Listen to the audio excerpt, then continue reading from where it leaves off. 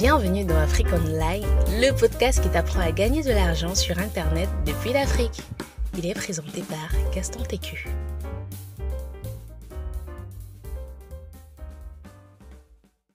Salut à toi, j'espère que tu vas bien, j'espère que tu as passé une excellente journée. Ok, pourquoi ce podcast? Là, voilà la question qu'on se pose, que mince. Qu'est-ce qui est encore passé dans la tête de Gaston? Pourquoi il a encore lancé ça? C'est quoi encore ce truc? Qu'est-ce qu'il veut faire en fait? Pourquoi il fait ça? Et voilà, donc j'ai donc voulu donc faire un épisode vraiment introductif qui va nous donner un peu la tendance en fait, la tendance de quoi on va parler, de quoi on va pas parler, de ce qui sera évoqué de temps en temps, ce qui ne sera jamais évoqué. Et bref, en fait, en grosso modo, présenter un peu la chose. Comme tu dois sûrement te l'en douter, je m'appelle Gaston, Gaston TQ. Je suis camerounais, de nationalité camerounaise. Le Cameroun, pour ceux qui ne savent pas, c'est un pays d'Afrique centrale. À l'heure où je tourne, en fait, je vais pas y tourner cette vidéo. À l'heure où je fais cet enregistrement, on est en, on est en train d'organiser la CAN, la Coupe d'Afrique des Nations. Donc là, c'est un peu ça, quoi.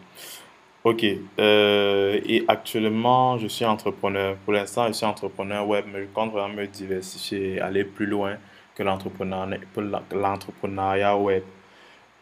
Ok. Et la raison, peut-être la question qu'on va se poser, c'est pourquoi alors tu as fait ce podcast? Qu'est-ce qui s'est passé? Ou bien c'était un effet de mode? Ou bien c'est quelque chose que tu as voulu aussi faire? Tu as peut-être vu un de tes amis faire, tu as aussi voulu copier autre. Pas réellement. Je suis pas du genre à copier les choses des gens. Je suis plus du genre à créer ma chose à moi et à soi, à m'inspirer des autres et à créer. Mais copier, non, pas réellement. Pourquoi j'ai fait ce podcast? En fait, je te l'ai dit, je suis entrepreneur, mais je t'ai pas aussi dit que je suis également chrétien, enfant de Dieu, né de nouveau et qui cherche chaque jour à ressembler à son Seigneur, c'est-à-dire à Jésus et autres. Et j'ai d'abord été chrétien avant d'être entrepreneur. Et je suis d'abord chrétien avant d'être entrepreneur. Moi, particulièrement, j'ai cherché, j'avais dit, quelqu'un qui a vécu des choses dans le pays où je vis, c'est-à-dire qui a vécu les réalités du pays et qui est capable de me dire, voilà ce qu'il faut faire, voilà ce qu'il ne faut pas faire. J'ai pas réellement trouvé. Oui, il y a des, j'ai envie de dire quoi, des papas, des pasteurs qui ont peut-être, non pas peut-être, bon, qui ont vécu en Afrique, qui ont vécu des choses en Afrique. Mais après, soit là en Europe continué et sont entièrement consacrés au pastorat, soit sont restés en Afrique mais ne sont plus au Cameroun. Bref, c'est pas, j'ai pas trouvé ce que je cherchais en fait. J'ai pas trouvé ce que je cherchais. J'ai cherché en fait un mentor, quelqu'un vers qui je pourrais m'inspirer, vers qui je pourrais me tourner si j'ai un souci et autres. Mais j'ai trouvé beaucoup de gens, mais soit ils n'étaient pas en Christ, soit ils étaient, j'ai envie, ils étaient en Christ, mais n'avaient pas le niveau que je voulais. Parce que moi, je cherchais quelqu'un d'approximativement jeune. Moi, jeune, c'est avant 30 ans, hein. Ça va 30 ans. Donc, je cherchais un peu comme ça, quelqu'un qui est comme ça, mais je n'en trouvais pas et autres. Et bon, je me suis donc dit, puisque je ne trouve pas quelque chose, pourquoi ne pas le créer? Parce que les hommes qui réussissent dans cette vie sont ceux qui cherchent les circonstances qui leur sont favorables. Et s'ils ne trouvent pas ces circonstances, ils les créent tout simplement. Donc, ils ont décidé de créer cela pour aider la communauté africaine à ma façon. Parce que je veux vraiment, j'ai à cœur que la jeunesse africaine puisse se lancer dans l'entrepreneuriat et autres. Je ne sais plus quel président avait dit cela. Bon, je ne me rappelle plus complètement. En fait, c'est que ça disait déjà, euh, notre jeunesse n'a connu que le football et le cinéma pour s'en sortir. Aujourd'hui, ils connaissent maintenant l'entrepreneuriat. Et laisse-moi vous faire comprendre que dans quelques années, ils seront des leaders dans le domaine. Je sais plus vraiment qui a dit ça. Si tu te rappelles qui a dit ça, essaie de me le dire sur un numéro social ou bien de m'envoyer par mail. Parce que chez depuis la station là, je ne trouve pas et c'est assez compliqué. Parce que vraiment, j'avais vu ça une fois en commentaire sur YouTube et ça m'a tellement marqué. J'ai filmé, mais après, j'ai perdu la photo. Bon, en gros, c'est ça. Le but, c'est vraiment parler de la jeunesse africaine, parler d'abord parler de Christ qui est glorifié. Bon, on va revenir sur ça par la suite. Mais vraiment parler en fait des situations du marché africain. dans le sens où je trouve souvent un peu bizarre que quelqu'un qui vit en Europe te parle des problèmes d'Afrique. J'étais un peu perdu en mode. C'est vrai, tu as peut-être passé un temps en Afrique, mais vraiment, tu ne vis pas ça. Tu ne vis vraiment pas ça. Donc, c'est un peu bancal de dire que tu vas pouvoir nous aider. Je ne dis pas non, mais je pense qu'on peut faire mieux. Et voilà quoi, donc je dois décider de dire, ok, étant donné que je ne trouve pas ce que je cherche, je n'ai qu'à créer ce que je cherche. Donc, dans ce podcast, on va parler des problématiques typiquement africaines, dans le sens où, bon, on connaît notre milieu de vie, corruption, on mange beaucoup dans le noir, en parlant de noir, on coupe beaucoup de l'électricité également. Donc, cette problématique-là, et comment j'ai réussi à m'en sortir, et par la grâce de Dieu, on va interviewer des gens et comment eux, ils ont réussi à s'en sortir malgré les difficultés africaines, ce genre de choses, quoi. Et comme je dis, c'est vraiment pour encourager les jeunes à se lancer dans l'entrepreneuriat. Honnêtement, j'ai arrêté d'espérer en l'État. J'ai arrêté de croire en l'État en disant que l'État va nous aider, l'État. J'ai arrêté de croire en cela. J'ai arrêté de faire confiance à l'État. Je pense que l'État est là pour nous mettre en bas, pour nous mettre vraiment plus bas que terre. Ce n'est que mon avis personnel, ce n'est pas un commandement, mais j'ai vu tellement de choses qui m'ont, j'ai envie de dire, découragé par rapport à l'État. Des gens qui ont fait de bons projets. Pour la petite histoire, j'ai un ami qui a lancé la salle de jeux vidéo. Et voilà, c'était un truc assez porteur. Et il est donc allé donc vers les autorités pour légaliser la chose. Et bon, pour déclarer la chose. Et on lui a dit non, on revient plutôt à X date.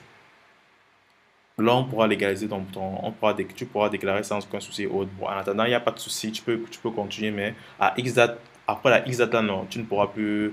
Là, il y aura un problème. Il a dit, ok, il est donc parti, il est rentré. Et il apprend quelques jours plus tard qu'on est venu sceller son, son, son, en fait, son lieu de service. J'étais étonné que, mais attendez un peu. Vos collègues m'ont dit que j'ai jusqu'à telle date pour le faire. Pourquoi alors et pourquoi? On a dit que non, il ne connaissait pas bien l'information, c'est monté, c'est descendu et ce genre de choses. Bref, il a donc fallu qu'il paye dans les 50 000 c'est quoi? Bon, je vais se prendre en euros hein, pour que tout le monde puisse bien me comprendre. 50 000 c'est environ, j'avais dit quoi? Bon, c'est près de 100 euros. Je dis près, c'est près de 100 euros. Et là, il était un peu coincé parce qu'il n'avait pas ça. Il venait de commencer, tout ça, il n'avait pas ça. Il a dû vraiment alors prêter, s'endetter. Ça a pris un peu de temps, mais il a réussi à collecter. Il est donc venu voir les personnes pour dire voilà l'argent que vous demandez. Il dit en fait, tu as perdu du temps et ça fait ce que ça a augmenté. Là, ce n'est plus juste 100 euros que tu as donné, c'est vraiment un truc comme 150, ce genre de choses, quoi. Là, c'est encore l'autre problème et tout ça. Bref, à l'heure actuelle, dans toutes ces solutions par rapport à ça et autres. Donc, avec tout ça, moi, j'ai arrêté de croire réellement à l'État. J'ai dit vraiment, si on veut s'en sortir ici, là, il faudrait qu'on se batte seul. Qu'on se batte sans compter sur personne, sans compter sur nos amis, sans compter sur l'État. L'État va un jour, non, laissons ça. Que Paul Biya doit partir, autre laissons, ça ne sert à rien.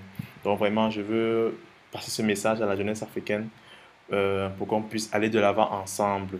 Parce que deux valent mieux qu'un. Car si l'un tombe, l'autre pourra le relever. Donc voilà, je ne dis pas que j'ai le monopole du savoir, mais je partage ma petite expérience de ce que j'ai déjà eu à vivre dans ce pays, dans ce contexte, j'ai envie de dire, sociopolitique. J'utilise des grands thèmes. Donc c'est un peu ça. Et comme dernier objectif de ce podcast, c'est vraiment parler de la gloire de Christ. En toute sincérité, je ne serais pas à ce niveau si je n'avais pas connu, je n'ai pas fait une rencontre personnelle avec Jésus-Christ. Vraiment. Beaucoup me diront, c'est la religion du blanc, le blanc est venu avec ça en Afrique, non, c'est le truc, le colon et tout, tout, tout, tout. Je vais vraiment essayer de démystifier j'ai envie de dire, ce dogme, bref, ce courant de pensée dans la tête de beaucoup de personnes. Parce que lorsque je me lançais, une phrase revenait souvent en disant, est-ce que Dieu et les affaires vont ensemble? Ça ne va pas ensemble. Il faut choisir soit l'un, soit l'autre. Tu ne peux pas être, puisque au moment on m'appelait pasteur. Tu ne peux pas être pasteur et tu cherches l'argent. Non, tu peux être soit pasteur, soit chercher l'argent. Tu peux pas faire les deux en même temps. Et effectivement, on peut faire les deux en même temps. J'ai envie de dire que les deux doivent même marcher ensemble pour qu'il y ait équilibre, ça doit marcher ensemble. Donc, tout ça, quoi. C'est pour ça donc que j'ai décidé de faire ce podcast pour ces trois raisons-là. Premièrement, pour parler des réalités typiquement africaines. Deuxièmement, pour encourager la jeunesse à se lancer. Arrêtez de compter sur les gens. Je sais pas, arrêtez de compter sur les sugar daddy, sur les sugar mommy, ça c'est sugar mommy, je sais pas, sur les sugar mommy, on va dire ça comme ça. Sugar mommy, sur le 1xBet, Paris Foot, sur le frère qui est en bang. Vraiment, faudrait qu'on arrête de compter sur tous ces gens-là. Pour ceux qui savent, en bang, c'est une appellation pour dire l'Occident, l'Europe et autres. Donc voilà un peu la chose. Et également, en dernière position, c'est sur la cerise sur le gâteau, parler du message de Christ. Comment Christ m'a aidé à atteindre le niveau de notoriété, de stabilité financière, ouais, et de succès que j'ai aujourd'hui. Donc c'est un peu ça. Oui, il y a d'autres thématiques annexes qui viendront, mais en grosso modo, c'est ça. C'est de ça dont on va parler. Voilà donc en gros qu'est-ce que God's Business. Aussi, des sujets dont on ne parlera jamais. Je vais d'abord qu'on précise bien la chose. Je ne suis pas un pasteur. Je ne suis pas un pasteur. Je ne suis pas un prophète. Je ne suis pas un apôtre. Je n'ai aucun titre dans le royaume de Dieu. Je n'ai aucun titre. Je suis simplement enfant de Dieu. Donc, oui, on va parler de foi et autres, mais on va principalement parler de business, de comment gagner de l'argent, de comment se faire de l'argent, comment réussir. C'est ça qu'on va principalement parler. Et oui, Dieu sera glorifié. Mais si tu t'attends à, j'ai envie de dire quoi, avoir j'ai envie de dire un nouvel EMCI TV, t'es pas au bon endroit. Franchement, t'es pas au bon endroit. Ici, c'est pas ça. Ici, c'est vraiment business, business, business et business. Dans tout ce qu'on fait, Christ est au centre, mais c'est vraiment business. Donc, je voulais faire cette précision avant de continuer. J'espère que tu seras de la partie. J'espère que tu seras avec nous. Si tu as des questions, des préoccupations, mon compte Instagram est là. Tu peux me poser les questions que tu veux là-bas. Il y a Instagram et Twitter. Ce sont les deux endroits où je suis le plus actif. Facebook, je ne suis pas trop dedans. Facebook, c'est vraiment plus pour le business qu'autre chose. Mais c'est Instagram et Twitter que je suis quasi constamment là. Je suis presque toujours connecté sur les deux là. Donc, si tu as des questions, des préoccupations, n'hésite pas à m'écrire via ces deux canaux. Oui, via ces deux canaux. On va donc se dire à la semaine prochaine pour un prochain podcast. Merci d'avoir suivi notre podcast. N'hésitez pas à nous donner une note sur iTunes, à nous suivre sur nos différentes pages pour être informé en temps réel de nos différentes promotions et offres.